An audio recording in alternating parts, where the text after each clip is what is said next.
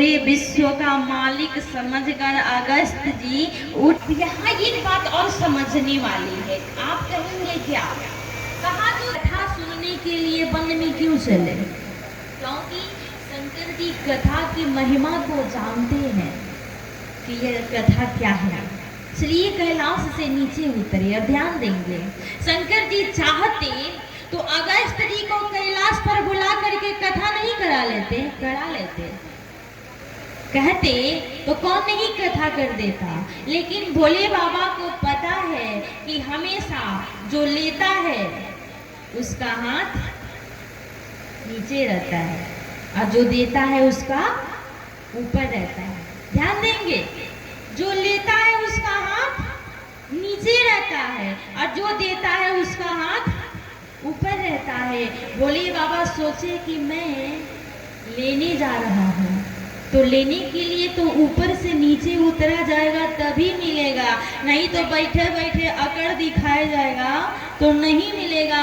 भोले बाबा कैलाश से उतरे और कथा सुनने के लिए चल दिए। कथावाचक महोदय भोले बाबा की आरती करने लगे। जब आरती करने लगे तो बगल में कौन बैठी थी? सती। अब सती को भ्रम हो गया, सती सोचने लगी कि ये कौन देवता है। सती जी सोची कि ये कौन देवता है, इनके पास हम लोग कथा सुनने के लिए आए हैं और ये उठ के हमारे पति की पूजा कर रहे हैं। इससे तो यही सिद्ध होता है कि हमारे पति भोले बाबा बड़े हैं और ये जो कथा करने के लिए बाबा आया है वो छोटा है। और इसी भ्रम में पड़ गई। देखिए, ये कथा तर्क का विषय नहीं है, ये कथा समझने के विषय है। इसे समझा जाए तब आसानी से समझ में आएगी। और सती जी तर्क करने लगी कि ये कौन बड़का देवता नहीं हो सकते, ये कौन कथावाचक है जो मेरे पति की ही आरती उतार रहे हैं। सती को भ्रम हो गया। जब सती कैलाश से नीचे उतरी, बाबा को लिखना पड़ा, गोस्वामी जी को लिखना पड़ा क्या, संग में सती जा रही है, यानी पूरे जगत की जननी जा रही है। ध्यान देंगे, नारी का 3 रूप होता है। नारी का, हर एक नारी का 3 रूप होता है। पहला है कुंवारी, दूसरा है नारी और तीसरा है महतारी।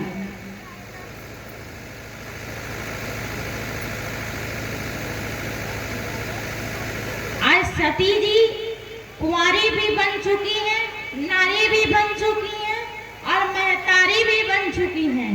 जगत की जननी, पूरे जगत की माँ है, महतारी है। कथा सुनने के लिए गई, तर्क करने लगी, कथा नहीं सुन पाई। इधर कथावाचक महोदय कथा सुना रहे हैं और सती जी कह रही है, बाप रे ये कौन देवता है, ये कौन कथावाचक है। उनका मन कथा में लगा ही नहीं। सती जी कथा नहीं सुनी, क्या कर रही है शंकर जी से, पति देव घर चलिए, ये जो बाबा कह रहे हैं हमको पता है, आप घर चलिए, आप घर चलिए। इतना कहीं कि भोले बाबा को विवश होना पड़ा और फिर तुलसीदास लेखनी उठाए और लिख डाला क्या कि मुनि सन बिदा मांगे त्रिपुरारी, तब भवन चले हो संग दक्ष कुमारी। कथा के अनादर करने से सती जी का मान सम्मान नहीं बढ़ा, कुमारी से फिर कुमारी पे आ गई। कोई मान सम्मान इनका नहीं बढ़ा। लेकिन जब कथा सुनने के लिए चली तो पूरे विश्व की माँ कह करके संबोधित किया गया। लेकिन जब कथा का अनादर कर दी, तत्काल शब्द बदल गया और बाबा क्या लिख दिए कि संग सती। राजा दक्ष की बेटी कथा का अनादर करके जा रही है। और दक्ष का मतलब क्या होता है?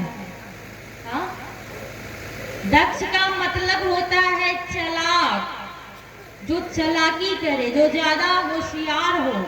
चलाक कहते हैं किसको? दक्ष को। चलाक बाप की बेटी कथा में भी चालाकी करना प्रारंभ कर दी और कथा का फिर अनादर करती हैं। लेकिन आपसे बता दूं कि आज चैनलों के माध्यम से घर बैठे ही हम लोग भगवान की कथा सुन ले रहे हैं।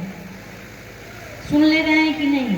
अच्छे, मेरा भी चैनल है मानस मंदाकिनी नाम से। आप लोगों से निवेदन है कि थोड़ा उसे सब्सक्राइब कर देंगे तो आप लोगों को घर बैठे ही मेरी कथा सुनने को मिलेगी। और एक बात ध्यान देंगे, राम कथा श्याम कथा सब जानते हैं, ऐसा कोई नहीं है कि नहीं जानता है कि भगवान की कथा क्या है। चाहे भगवान राम कितने भाई थे, राम जी का जन्म कैसे हुआ, ये सब जानते हैं। लेकिन कथा में एक चीज है, क्या? कहा इस कथा में आपको विवेक दिया जाता है। जैसे मान लीजिए आप गेहूं का फसल बो रहे हैं या धान का, जो भी फसल हो आप उसे बो रहे हैं और आपका फसल लहलहा रहा हो, चमचमा रहा हो, अच्छे से उगा हो, उपज अच्छे से हुई हो और रास्ते से कोई जा रहा हो, कोई राहगीर अचानक से खेत को देखेगा तो उसके मुख से निकल जाएगा, वाह कितना मेहनत किया है ये किसान की, इसका फसल लहलहा रहा है। अचानक उसके मुख से निकल जाएगा।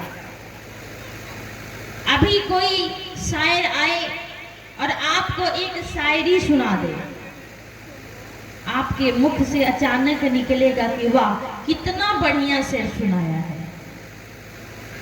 कोई अभी आए और कथा सुनाए, जैसे मैं ही कथा सुना रही हूँ, आप लोग कथा सुनेंगे, अच्छी लगेगी, जरूर कहेंगे कि वाह बहुत अच्छी कथा लग रही है।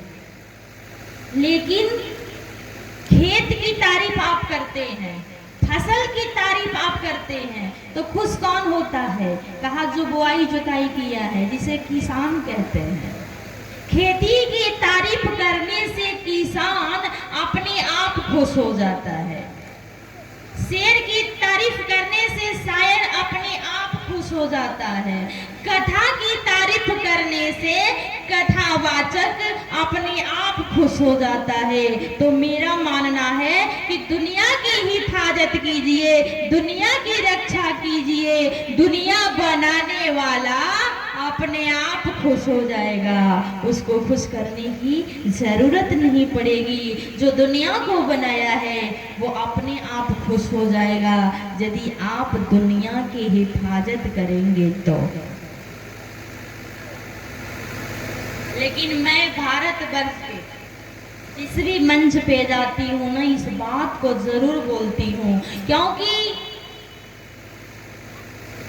कथा में संस्कार देना अति आवश्यक हो गया है। क्यों?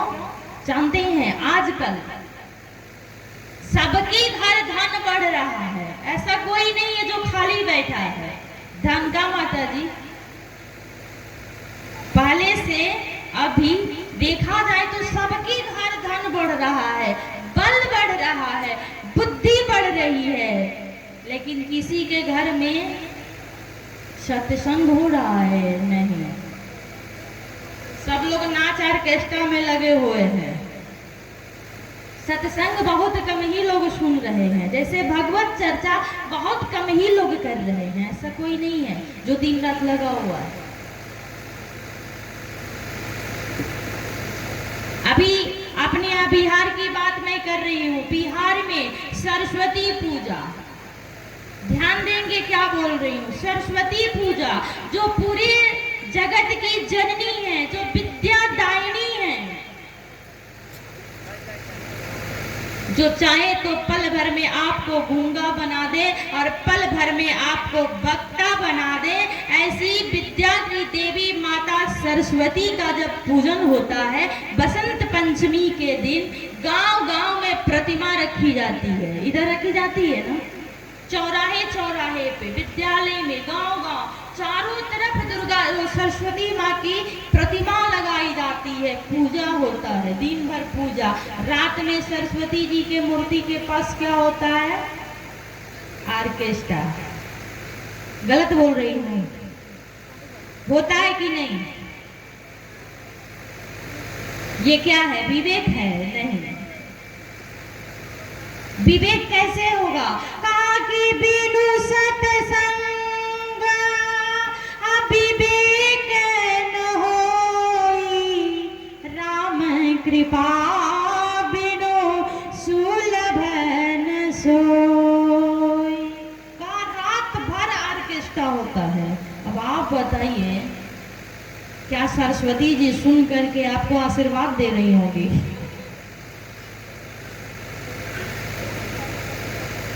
10 लोग मिल करके लाखों रुपया इकट्ठा कर लेते हैं ऑर्केस्ट्रा कराने के लिए, लेकिन यज्ञ में 100 में 10 ही लोग चंदा देते होंगे अच्छा काम के लिए।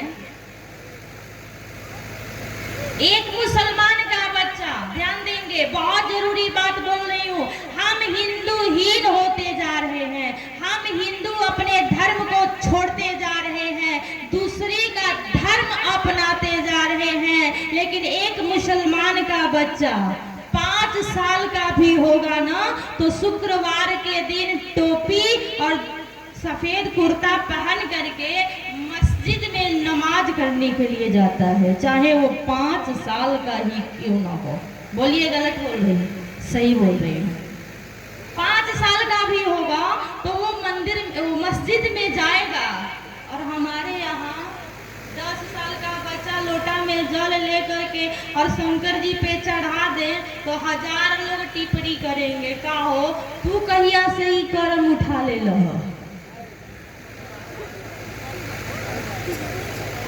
बोलिए, 10 साल का बच्चा हिंदू का यदि लोटा में जल लेकर के शंकर जी के मंदिर में जाए, एक लाल टीका लगा ले, तो 1000 मुसलमान नहीं 1000 हिंदू ही टिप्पणी करने लगेंगे कि पंडित जी के कर्म तू कब से उठा लेगा।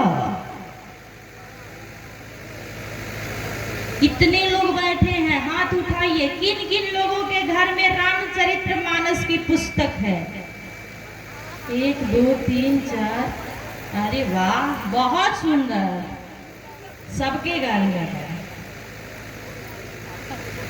देवरिया में मेरी कथा हो रही थी, देवरिया में, यूपी में, और मैं रामचरितमानस का पुस्तक उस दिन नहीं लेकर गई, घर पे छोड़ दी। तो कमेटी के सदस्य को बुलाई और बोली कि भैया जा करके किसी के घर से रामचरितमानस का पुस्तक मांग लाइए। कहा ठीक है। गया तो किसी के माध्यम से उसको पता चला कि इस गांव में रामचरितमानस का पुस्तक है, ये नहीं है, है भी तो एक है, वो भी किसके घर? कहा हमारे यहाँ जो मुखिया होते हैं, यूपी में प्रधान बोला जाता है, कहा कि प्रधान जी के घर में है। तो मैं बोली थोड़ा मंगवा लीजिए। तो खबर गया तो प्रधान जी कहे कि रामचरितमानस है लेकिन अभी नहीं मिलेगा। भाई है तो अभी क्यों नहीं मिलेगा? कहा कि भूसौला में रखा गया है। भूसौला आप लोग समझते हैं ना, जिसके भूसा रखा जाता है। कहा कि है लेकिन भूसौला में है, और 6 महीना में उनके गाय भूसा खाओ तब रामायण जी निकलाएंगे। जिनके घर में है वो लोग ऐसा इज्जत मान सम्मान दे रहे हैं, लेकिन हिंदू हैं तो रामायण की पुस्तक घर में होना अति आवश्यक है। विषय बताना